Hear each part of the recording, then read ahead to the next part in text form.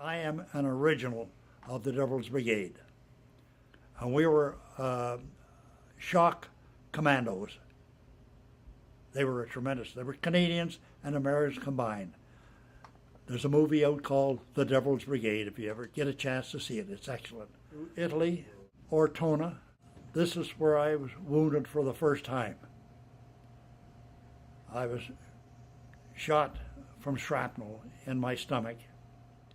And the second time I got hit in the right groin by a sniper's bullet. The nurse that looked after me, her name was Sister Foster. She turned around and said to me, she said, Myer, she said, you were very lucky. Another inch lower to the right, she said, you'd lost everything you have. Well, I didn't have anything to start with.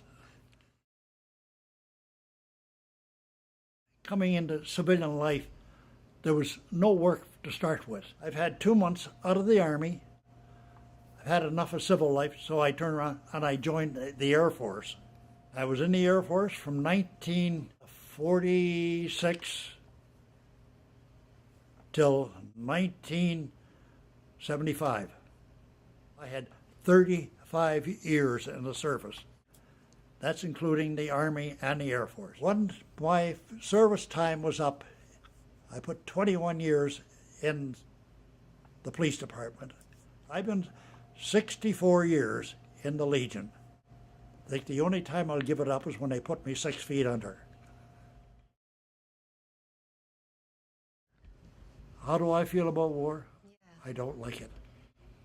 I do not like a war. War is, it's unnecessary, really, because people do not use this up here. They do not use their head. They don't use their head. Let me put it to you this way.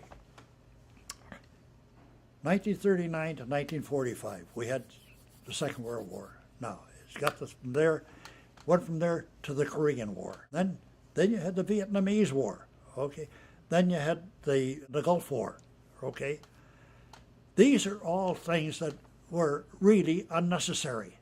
Now, today, the young lads are in Afghanistan, which I think is absolutely, my own opinion, absolutely unnecessary.